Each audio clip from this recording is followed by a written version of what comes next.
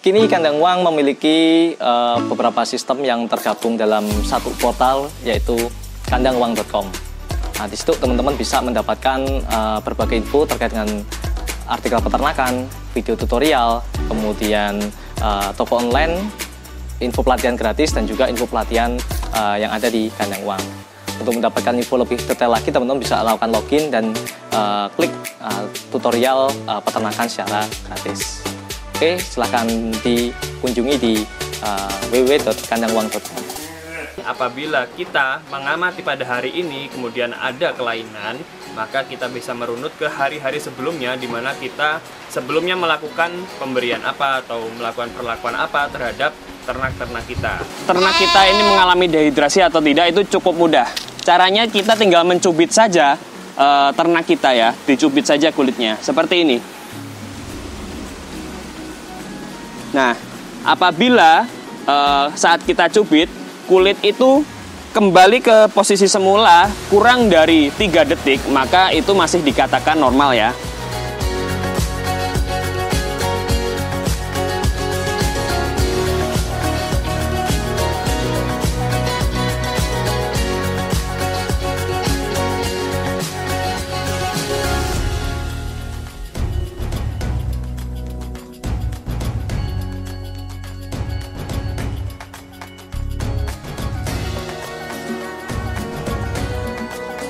Nah, teman-teman, yang kelima yaitu kekurusan ya.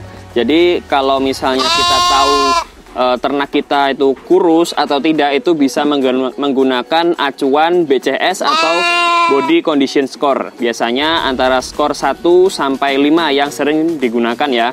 Untuk ternak ini yang ada di depan saya ini memiliki skor yang cukup bagus, yaitu berkisar antara 2 sampai 3 skor BCS-nya. Jadi bisa dibilang ternak ini tidak kurus.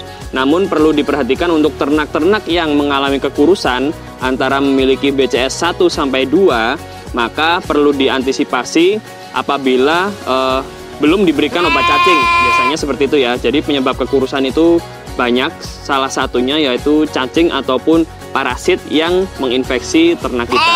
Jadi pemberian obat cacing secara rutin juga wajib diberikan oleh teman-teman peternak milenial.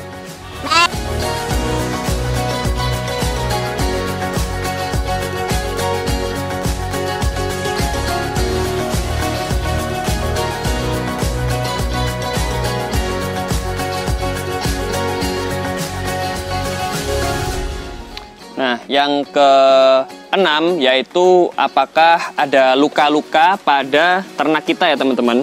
Jadi biasanya kita suka tidak tahu apakah ternak kita itu terjatuh atau ternak kita ini berantem, kemudian mungkin terkena pinggir dari kandang kita yang tajam, kemudian ada luka, ternyata ada luka di badannya. Seperti itu. Biasanya luka yang paling sering terjadi pada bagian kaki ya. Bagian kaki dari atas ke bawah, bagian luarnya. Kemudian pada kaki belakang juga, dari atas ke bawah ini harus kita cek. Karena apa? Luka kalau misalnya tidak segera ditangani atau tidak segera disterilisasi, maka dia bisa berkembang menjadi infeksi yang lebih serius. Bisa juga mengalami abses ataupun pengumpulan nanah pada suatu jaringan ya. Jadi bisa saja di kaki ternak kita nanti kemudian akan mengeluarkan nanah yang apabila juga tidak bisa atau tidak segera diobati bisa menyebabkan penyakit miasis atau belatungan. Seperti itu teman-teman.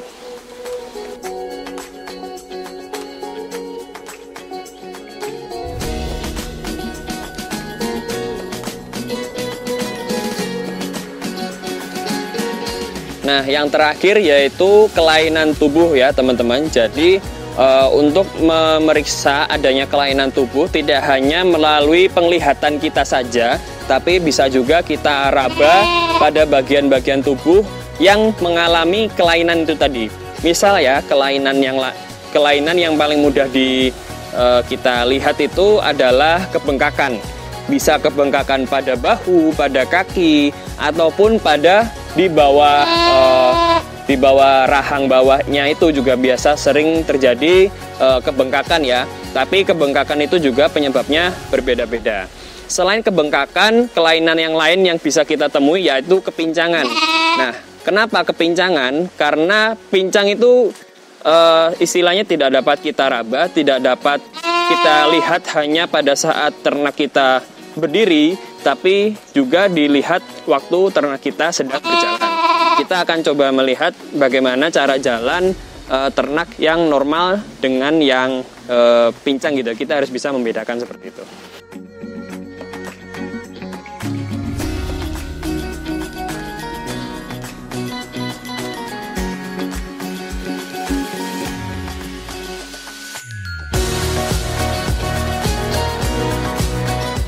Nah, ini sekedar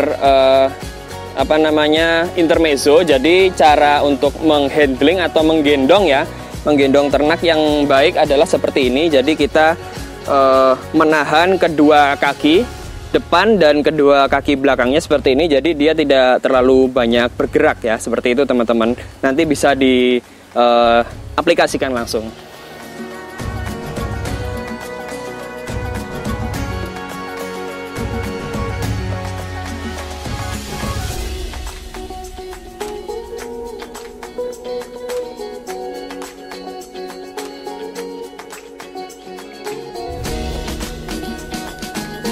Nah, untuk cara handling yang paling benar adalah seperti ini ya teman-teman. Jadi kita harus menjepit kedua bagian bahunya ya, bahu kanan dan bahu kiri dengan kaki kita.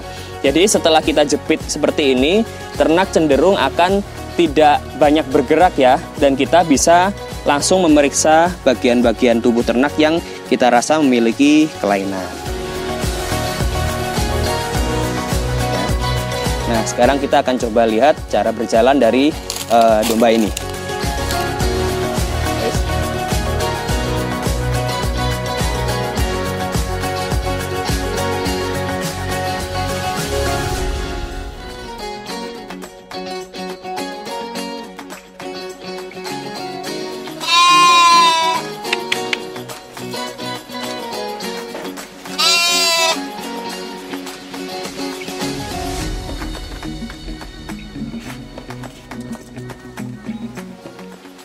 Nah, ini cara berjalannya relatif normal ya teman-teman, tidak ada kelainan.